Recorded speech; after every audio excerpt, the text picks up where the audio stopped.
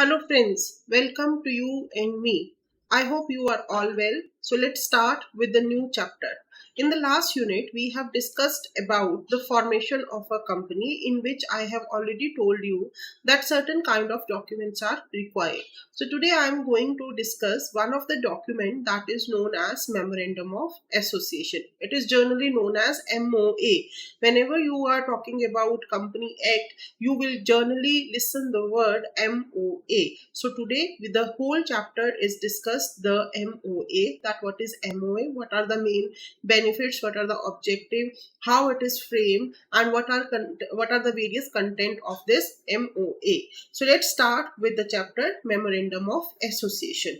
तो अगर मैं एक जनरल भाषा में मेमोरेंडम ऑफ एसोसिएशन को समझाने की कोशिश करूं तो मेमोरेंडम ऑफ एसोसिएशन जो होता है वो किसी कंपनी का एक ऑब्जेक्टिव होता है कि वो कंपनी एग्जिस्टेंस में क्यों आई, उसका मेन काम क्या है। तो जब हम कोई भी कंपनी बनाते हैं तो सबसे पहले हमें ये पता होना चाहिए ना कि हमारा काम क्या है, ये कंपनी काम क्या करेगी। लाइक एक शू कंपनी है तो उसका काम क्या है, जूते बनाना। इसी तरह से अगर हम कोई हार्डवेयर की कंपनी देखते हैं तो उसका काम क्या होता है, हार्डवेयर को बेचना या उसकी मैन्युफैक्चरिंग करना। अगर हम ईंटों की कोई कंपनी देखते हैं, ब्रिक्स की कोई कंपनी देखते हैं तो उसका काम क्या होता है, ब्रिक्स को बनाना। तो आगे उसके सब काम भी होते हैं, कुछ और आगे आगे छोटे छोटे और काम भी होते हैं। तो जब हम उन काम को लिख देते हैं किसी डॉक्यूमेंट के ऊपर कि ये कंपनी जो है ये इन इन चीजों में डील करेगी, तो उसको हम बोलते हैं मेमोरेंडम ऑफ एसोसिएशन। यानी एक जो मेमोरेंडम ऑफ एसोसिएशन है वो जो भी कंपनी के साथ डील करता है उन लोगों को ये बताता है कि ये कंपनी किस चीज में डील करती है, ये कंपनी क्या बनाती है, इसका दायरा क्या है। So it is the charter of the company define its reason for existence। ये बताता है कि ये कंपनी एग्जिस्टेंस में क्यों आई, काम क्या करेगी, इसके बनाने के पीछे क्या रीजन है। So section 2 subsection 56 of Company Act means the memorandum of association of company as originally framed or altered from time to time in pursuance of any previous company law or of this act. तो जो भी company act 2013 है और जो इससे previous act है, जो भी हम ओरिजिनली जब हम कंपनी को बनाते हैं, फ्रेम करते हैं, उस टाइम जो मेमोरेंडम ऑफ एसोसिएशन बनाया जाता है और टाइम टू टाइम हम उस पर जो चेंजेस करते हैं उसको सेक्शन 256 के अकॉर्डिंगली हम क्या बोलते हैं, मेमोरेंडम बोलते हैं। So what are the basic objective of it, इसके बनाने के पीछे रीजंस क्या है। तो सबसे पहले ये है कि जितने भी शेयर होल्डर्स हैं, जो भी कंपनी को लोन प्रोवाइड करते हैं या जो भी इस कंपनी में इन्वेस्ट करने के चाहक है, उनको ये पता लग जाए कि उनके फंड्स किस तरह से यूज होंगे, कि जो भी वो पैसा दे रहे हैं वो पैसा उनका कहाँ पर लगाया जाएगा। दूसरा, जो भी कंपनी के साथ डील कर रहा है वो ये जान सके कि जो भी उनके साथ वो जो उन्होंने कॉन्ट्रैक्ट उस कंपनी के साथ किया है, क्या कंपनी वो कॉन्ट्रैक्ट करने के लायक भी है या नहीं है। मान लो मैंने किसी कंपनी के साथ डील किया कि आप मेरे लिए रेलवे ट्रैक बना देना, तो अब उस कंपनी के पास रेलवे ट्रैक बनाने का अगर ठेका ही ना हो, यानी वो उसके ऑब्जेक्टिव में ही इंक्लूड ना हो, तो फिर क्या हो जाएगा, हमारे दोनों के बीच का कॉन्ट्रैक्ट जो है वो इनवैलिड हो जाएगा। सो जब हम किसी के साथ डील करते हैं तो हमें पहले पता होना चाहिए कि ये काम उसके दायरे में आता है या नहीं आता। तो इसलिए भी हमें किसकी जरूरत पड़ती है, मेमोरेंडम ऑफ एसोसिएशन की जरूरत पड़ती है। बेसिकली जो मेमोरेंडम ऑफ एसोसिएशन है वो शेड्यूल 1 ऑफ कंपनीज एक्ट के अकॉर्डिंगली बनाया जाता है। यहाँ पर डिफरेंट डिफरेंट टेबल्स प्रोवाइड किए गए हैं through which we can decide which kind of form we have to fill for making a memorandum of association। So कोई भी कंपनी लिमिटेड बाय शेयर है उसके लिए टेबल ए में जो कुछ भी लिखा होता है उसके अकॉर्डिंगली मेमोरेंडम बनाया जाता है। Company limited by guarantee and not having share capital वो टेबल बी को फॉलो करती है। Company limited by guarantee and having a share capital वो सी कॉलम को, सी फॉर्म को शेयर करती है। इसी तरह से जो अनलिमिटेड कंपनी होती है जिसके पास शेयर कैपिटल नहीं है वो टेबल डी का फॉर्म स्पेसिफाइड की तरह यूज करती है, और जो memorandum of association of unlimited company है जिसके पास शेयर कैपिटल है वो टेबल ई को फॉलो करती है। तो यहाँ पर डिफरेंट डिफरेंट टेबल्स और उसके डिफरेंट डिफरेंट कंटेंट्स बताए गए हैं जिसके अकॉर्डिंगली आप अपने मेमोरेंडम ऑफ एसोसिएशन की फॉर्मेलिटीज को पूरा करते हैं। Now what are the various requirements of memorandum of association? सबसे पहले क्या होना चाहिए कि वो प्रिंटेड होना चाहिए, वो सीरियली नंबर्ड होना चाहिए और पैराग्राफ्स में डिवाइड होना चाहिए। वो हर एक जितने भी लोगों ने उस कंपनी को बनाते हुए शेयर्स को सब्सक्राइब किया है उन सबके उसके ऊपर साइन होने चाहिए, signed by each subscriber. Memorandum यानी जब जब भी वो ऑब्जेक्टिव लिख रहे हैं, वो अपना दायरा निश्चित कर रहे हैं, तो वहां पर जैसे 2 लोग और 7 लोग होते हैं, डायरेक्टर हम अपॉइंट करते हैं, इंडिपेंडेंट डायरेक्टर अपॉइंट करते हैं, ऑडिटर अपॉइंट करते हैं, सीए होता है, तो वो सारे क्या करेंगे उसके ऊपर साइन करेंगे। और एटलीस्ट 1 विटनेस होना चाहिए जिसकी हाजिरी में वो जितने भी सब्सक्राइबर है वो उसके ऊपर सिग्नेचर लगा रहे हैं, ताकि वो क्या हो जाए, एक ऑथेंटिकेटेड प्रूफ हो जाए that yes each and every subscriber had sign the memorandum according to his wish. Now what is the importance of memorandum? अभी मैंने ऊपर भी हमने ऑब्जेक्टिव में भी डिस्कस किया कि जो मेमोरेंडम है वो हमें क्या बताएगा कि क्या हम कंपनी के साथ जो डील कर रहे हैं वो उसके दायरे में आता है या नहीं आता। So it provide basic conceptual knowledge of a company. तो जो अगर कोई कंपनी मेमोरेंडम नहीं है, जिस कंपनी का मेमोरेंडम नहीं है, वो कंपनी रजिस्टर्ड ही नहीं करवा सकती, बिकॉज सबसे पहले हमें किसी भी चीज के पैदा होने का रीजन पता होना चाहिए। तो जो अगर उसका ऑब्जेक्टिव ही नहीं है तो हम उसको बनाएंगे भी नहीं। तो मेमोरेंडम ऑफ एसोसिएशन एक ऐसा डॉक्यूमेंट है जिसके बिना कोई भी कंपनी जो है वो रजिस्टर्ड नहीं हो सकती। दूसरा, ये कंपनी की डिटेल्स के वाइटल डिटेल्स, मेजर ऑब्जेक्टिव्स के बारे में बताती है, जिसमें सारा कुछ बताया गया होता है कि ये कंपनी कैसे डील करेगी, इसका रजिस्टर्ड ऑफिस कहाँ पर होगा, इसकी कैपिटल कितनी होगी, इसकी लाइबिलिटीज कैसे होंगी। Each and everything about that company is explained in the memorandum of association. यही इसीलिए इस डॉक्यूमेंट को हम सबसे इंपॉर्टेंट डॉक्यूमेंट मानते हैं for the incorporation of the company. जब भी हम फॉर्मेशन ऑफ अ कंपनी करते हैं तो अगर हमें रजिस्ट्रार को बताना है, हमें सेंट्रल गवर्नमेंट को बताना है, हमें स्टेट गवर्नमेंट को बताना है, तो इसलिए ये सारा जो मेमोरेंडम है वो बताएगा कि ये कंपनी क्या कर रही है, इसके कौन मेंबर्स हैं, उनकी लायबिलिटी कितनी है, उनकी कैपिटल कितनी है। तो ये सारी चीजें किसमें बताई जाएंगी, मेमोरेंडम में बताई जाएंगी। So that's why it is one of the most important document at the time of incorporation of a company. This is the most fundamental document of the company that specify the most important information relating to the company. तो जो company के objective के बारे में बताती है, उसकी existence के बारे में बताती है, उसकी छोटी छोटी बातों के बारे में बताती है, ताकि लोग उसके ऊपर विश्वास कर सके, उस कंपनी के साथ डील कर सके। तो इसीलिए इसको हम क्या बोलते हैं, फंडामेंटल डॉक्यूमेंट भी बोलते हैं। This is a public document according to section 399। ये जो डॉक्यूमेंट है ये पब्लिक डॉक्यूमेंट है। जितने भी कंपनी के रजिस्ट्रार्ड ऑफिस होते हैं उसमें मेमोरेंडम ऑफ एसोसिएशन और आर्टिकल ऑफ एसोसिएशन रखा जाता है, ताकि जो भी व्यक्ति इस कंपनी के साथ डील करे वो व्यक्ति इन दोनों डॉक्यूमेंट्स की को अच्छे से पढ़ ले, and they must have a knowledge about that whatever is the objective of the company, what are the powers of the company, what are the liabilities of the company and what are the strength of the company. तो अगर किसी व्यक्ति को इसकी knowledge नहीं है तो फिर वो उसकी गलती है अगर बाद में उसके साथ किसी भी तरह का कोई भी फ्रॉड हो जाता है। तो ये डॉक्यूमेंट्स जो है ये पब्लिक डॉक्यूमेंट होते हैं। जो भी व्यक्ति इनको पढ़ता है उसके पास ही ये राइट होता है कि वो कंपनी के साथ डील करता है। तो अब हम आगे पढ़ते हैं कि what are the various content of memorandum. Actually में मेमोरेंडम ऑफ एसोसिएशन में होता क्या है? तो मेमोरेंडम ऑफ एसोसिएशन जो है उसमें 6 क्लॉजेज जो हैं उसमें बटा हुआ है। वो क्लॉजेज है name clause, registered office clause, object clause, liability clause, capital clause and association clause. आज के इस चैप्टर में या फिर आज के इस टॉपिक में हम सिर्फ नेम क्लॉज के बारे में डिस्कस करेंगे, बाकी की क्लॉजेस जो हैं वो हम अगले लेक्चर में डिस्कस करेंगे। तो first of all let's start with the name clause. तो अगर कोई भी अगर हम एज वी से कि जो कंपनी है वो क्या है, एक आर्टिफिशियल पर्सन है। इसी तरह से जो एक ओरिजिनल पर्सन होता है उसका कोई नाम होता है, उसको एक आइडेंटिटी दी जाती है ताकि हम उसको पुकार सके, हम उससे बात कर सके।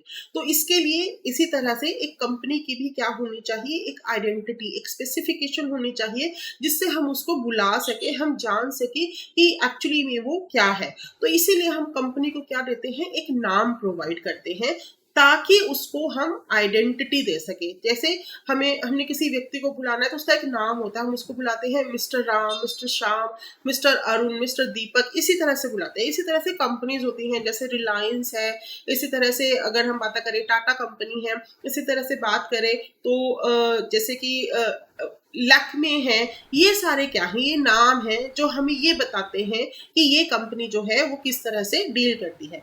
तो इसी तरह से हर कंपनी को हम सबसे पहले जब भी वो इनकॉर्पोरेट होती है तो सबसे पहले उसको क्या दिया जाता है, उसकी एग्जिस्टेंस के लिए उसको हम एक नाम प्रोवाइड करते हैं। तो जो नाम है अब वो कैसा होना चाहिए, सबसे अगर मैं बहुत इस पूरे को ब्रीफ करने के बाद या इसका ब्रीफ अगर मैं क्रक्स देना चाहूँ तो नाम ऐसा होना चाहिए जो हमें कंपनी के ऑब्जेक्टिव के बारे में बताता हो। लाइक अगर मैं बोलूं कि हमारे पास वुडलैंड जो है, वुडलैंड शू, तो ये क्या बता रही है कि ये कंपनी जो है वो वुडलैंड के क्या बनाती है, शूज बनाती है। तो इसी तरह से अगर हम मैकडॉनल्ड की बात करते हैं तो वो किसी के नाम को रिप्रेजेंट करके उसके बाद ये बताता है कि ये फूड इंडस्ट्री के साथ जो है वो डील करता है। तो नाम ऐसा होना चाहिए कि हमें उसके नाम को सुनते ही हमें उस कंपनी के फीचर्स के बारे में, हमें उसके कंटेंट के बारे में पता लग जाए।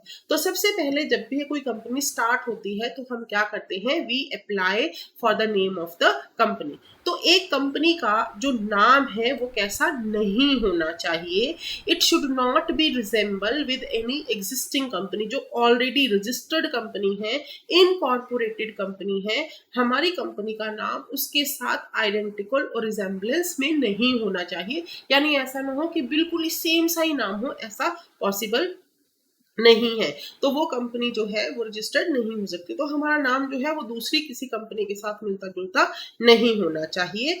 और इसके अलावा विल कॉन्स्टिट्यूट एन ऑफेंस, और ऐसा नाम नहीं होना चाहिए जो उस टाइम का लॉ है कि वो उसके साथ किसी तरह का कोई फ्रॉड कर रही हो, कोई अपराध कर रही हो, तो आपराधिक जो नाम है वो नहीं होना चाहिए। दूसरा, जो सेंट्रल गवर्नमेंट फील करती है कि ये अनडिजायरेबल है, ये सही नहीं है, तो वैसा नाम हम नहीं रख सकते। तो बिल्कुल ही यूनिक नेम जो हमारे ऑब्जेक्टिव के साथ जाता हो, जो हमारे गोल्स के साथ जाता हो, हमें सिर्फ उसी नाम के लिए ही अप्लाई करना चाहिए। तो जब हम कंपनी का नाम सुजेस्ट कर लेते हैं, हम अपना सोच लेते हैं, उसके बाद हम क्या करते हैं, हम उस नाम के लिए अपने रजिस्ट्रेशन ऑफिस में एक जो एप्लीकेशन है वो फाइल करते हैं। Without affecting the above procedure, a company shall not be registered with a name which contain any word or expression which is likely to give the impression that the company is in any way connected with or having central government or any state government, any local authority, corporation, constitution of central government or any state government, any law for the time being। यानी जब हमने अपना नाम को suggest कर लिया तो वो नाम किसी भी तरह से central government, state government, local authorities, body corporate या फिर उस टाइम पर जो भी लॉ इन्फोर्स में है उसके खिलाफ नहीं होना चाहिए। उनकी किसी भी ये नहीं होना चाहिए कि वो उनके अगेंस्ट जाता हो।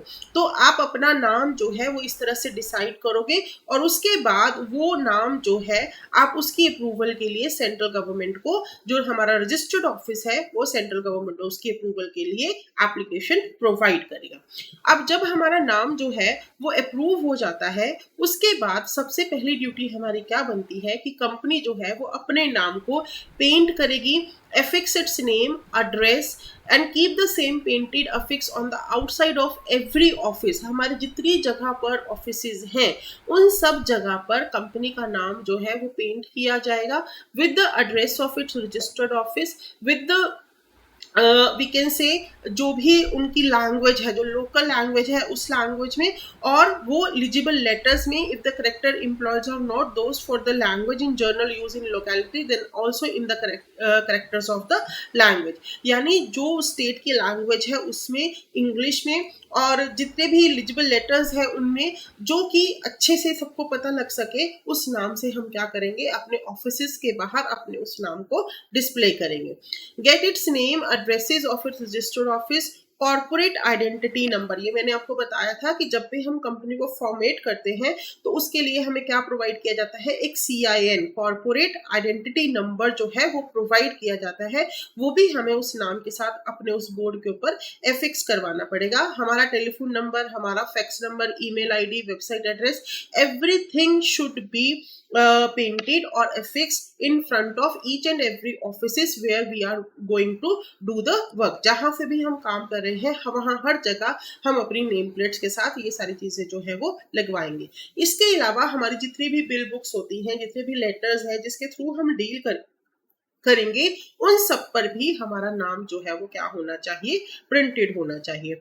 इसके अलावा कंपनी का नाम जो है वो हुंडीज पर, promissory note, bills of exchange और कोई भी लीगल डॉक्यूमेंट जिसके थ्रू हम लोगों के साथ डील करते हैं, उन सभी पेपर्स के ऊपर हमारी कंपनी का नाम, हमारे रजिस्टर्ड ऑफिस का नाम, email ID, fax number, CIN, वो सारा क्या होना चाहिए, लिखा हुआ होना चाहिए। Now injunction if identical name is adopted, अगर हमारी कंपनी का नाम जो है वो किसी के साथ मिलता जुलता है तो सेंट्रल गवर्नमेंट जो है हमें वो नाम अप्लाई करने से रोक सकती है। तो सेंट्रल गवर्नमेंट किसी भी व्यक्ति को लगा, सपोज करो अगर मैंने किसी का नाम जो है वो उठा के अपनी कंपनी का नाम रख लिया और वो बिल्कुल सेम सा लग रहा है लेकिन हमारा ऑब्जेक्टिव बिल्कुल डिफरेंट है, तो उस केस में जो एग्जिस्टिंग कंपनी है वो केस फाइल कर सकती है और सेंट्रल गवर्नमेंट जो है वो हमें डायरेक्शंस दे सकती है कि आप अपना नाम जो है वो उसको चेंज कर लो। This is because the name of the company is the part of its reputation.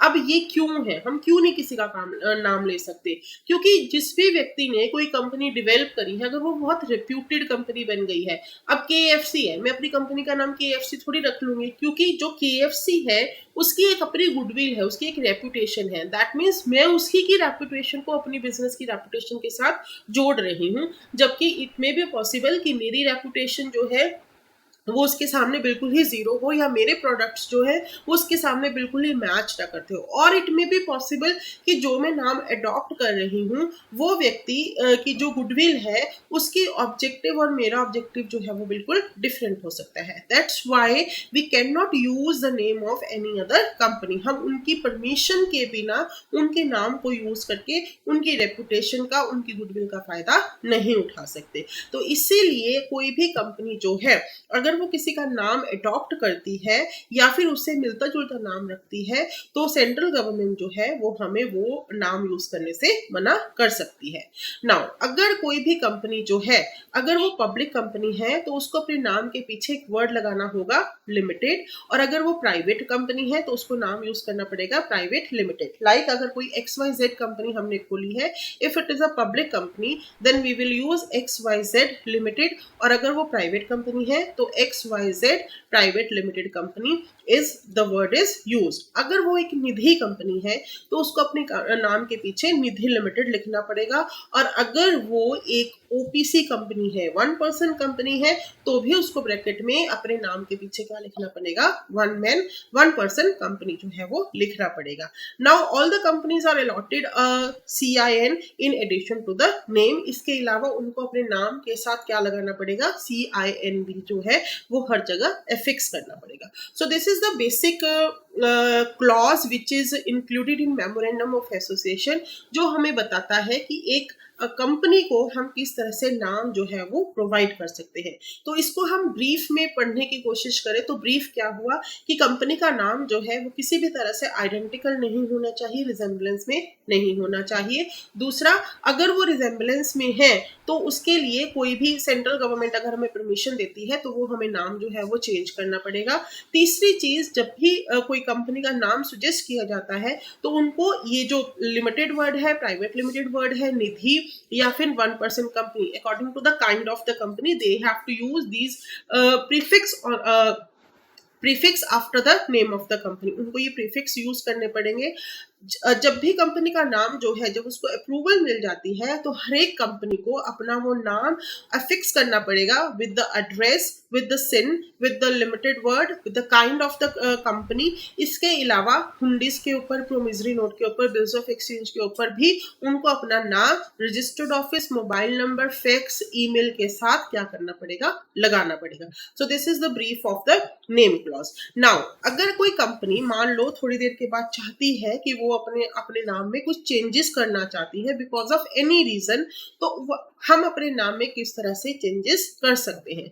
The next topic is alteration of name clause. तो सबसे पहली सिचुएशन क्या है कि हम अपनी इच्छा से कंपनी का नाम जो है वो चेंज करना चाहते हैं। तो अगर कोई कंपनी अपना नाम चेंज करना चाहती है तो वो सबसे पहले क्या करेगी, एक स्पेशल रेजोल्यूशन पास करेगी in the general meeting and they have to take the permission from the central government.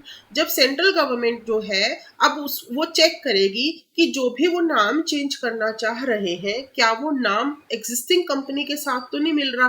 तो फिर वही बात हो गई कि सबसे पहले जब हम नया नाम भी दे रहे हैं तब भी ऊपर वाली सारी चीजें जो है वो हमें कंसीडर करनी पड़ेंगी। तो फिर वो देखते हैं कि क्या वो नाम जो है वो एग्जिस्टिंग कंपनी के साथ अगर नहीं मिलता तो आरओसी है जो रजिस्टर्ड ऑफिस है वो क्या करता है, वो सेंट्रल गवर्नमेंट के पास अपनी एक एप्लीकेशन भेजता है with a prescribed fees but a chance change of name of conversion. लेकिन अगर एक प्राइवेट कंपनी जो है वो अपने आप को पब्लिक कंपनी में चेंज कर रही है तो उस समय हमें सेंट्रल गवर्नमेंट की परमिशन लेने की जरूरत नहीं है। तो नाम जो है अगर हम चेंज करना चाहते हैं तो किसकी परमिशन से कर सकते हैं, सेंट्रल गवर्नमेंट की परमिशन से वो नाम जो है वो चेंज कर सकते हैं। The name of shall not be allowed to a company. अब अगर एक कंपनी जो है उसने अपनी एनुअल रिटर्न नहीं भरी, उसने अपनी फाइनेंशियल स्टेटमेंट सही से नहीं भरी, या फिर उसने किसी की अपने जो डिबेंचर्स हैं या किसी के ऊपर इंटरेस्ट ड्यू है वो इंटरेस्ट की पेमेंट्स नहीं करी, तो उस कंपनी को अपना नाम चेंज करने की परमिशन जो है वो प्रोवाइड नहीं की जाती। नाउ जब हम कंपनी जो है उसने अपना नाम के लिए, नाम चेंज के लिए अपना एप्लीकेशन दे दिया और सेंट्रल गवर्नमेंट ने उसको अप्रूवल दे दिया, तो उसके लिए अब वो क्या करेगा, जब उसका नाम जो है वो अप्रूव हो जाएगा तो वो नया नाम जो है वो रजिस्टर्ड ऑफिस को देगा, किसके साथ, with copy of special resolution जो उन्होंने स्पेशल रेजोल्यूशन पास किया था, दूसरा जो उनको सेंट्रल गवर्नमेंट से अप्रूवल मिली है। तो उसके बाद रजिस्टर्ड ऑफिस क्या करता है, उन्हें नया सर्टिफिकेट ऑफ इनकॉर्पोरेशन जो है वो जारी करता है। याद रखना मैंने बार बार आपको बताया कि सर्टिफिकेट ऑफ इनकॉर्पोरेशन के लिए आपके पास ये डॉक्यूमेंट होना जरूरी है। तो अगर मैंने अपना नाम ही चेंज कर दिया तो फिर अब हमें क्या मिलेगा, हमें नया सर्टिफिकेट ऑफ इनकॉर्पोरेशन मिलेगा। तो इसीलिए ये सारी चीजें जो है वो हमें रजिस्टर्ड ऑफिस में क्या करवानी पड़ेंगी, सबमिट करवानी पड़ेगी। उसके बाद जो रजिस्ट्रार है वो नए नाम को क्या कर देगा, उसकी ओल्ड नाम की जगह पर चेंज कर देगा और हमें नया सर्टिफिकेट ऑफ इनकॉर्पोरेशन जो है वो इशू कर देगा। तो नया नाम जो है वो तब से यूज होना शुरू हो जाएगा whenever the date of new incorporation of certificate is issued to us. So this is the process through which we can change our name of company voluntarily.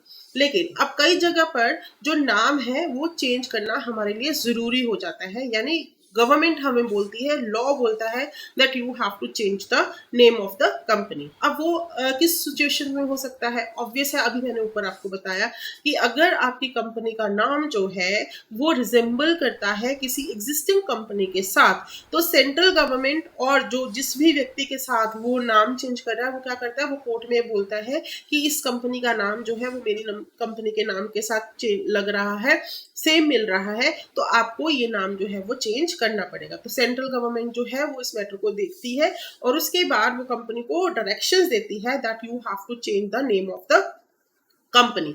जैसे ये नोटिस जो है वो कंपनी के पास आता है तो 3 महीने के अंदर अंदर कंपनी को अपना नाम जो है वो चेंज करना पड़ता है। So this is as per the direction of the central government.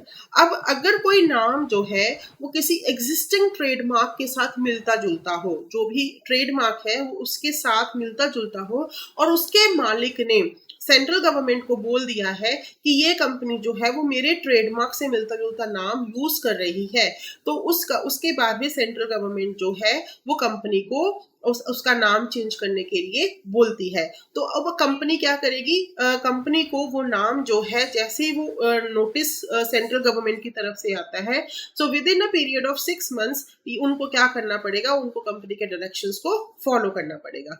अब जैसे ही वो नोटिस हुआ तो within 15 days from the date of such change give notice to the registrar along with the order to the central government. अब नाम change हो गया, 6 महीने के अंदर हमारा नाम चेंज हो गया, तो फिर अब हमें क्या करना पड़ेगा, ऑफिस है, हमें फिर से अपने नए नाम के लिए रजिस्ट्रार ऑफिस को बताना पड़ेगा। तो जैसे ही हमारा नाम चेंज होता है 15 दिन के अंदर अंदर हमें वो नोटिस जो है वो रजिस्ट्रार को देना पड़ेगा with the order of the central government. और जो रजिस्ट्रार है वो क्या करेगा, हमारे नाम के अंदर जो हमारा सर्टिफिकेट ऑफ इनकॉर्पोरेशन है और जो मेमोरेंडम है उसमें नेसेसरी चेंजेस कर देता है।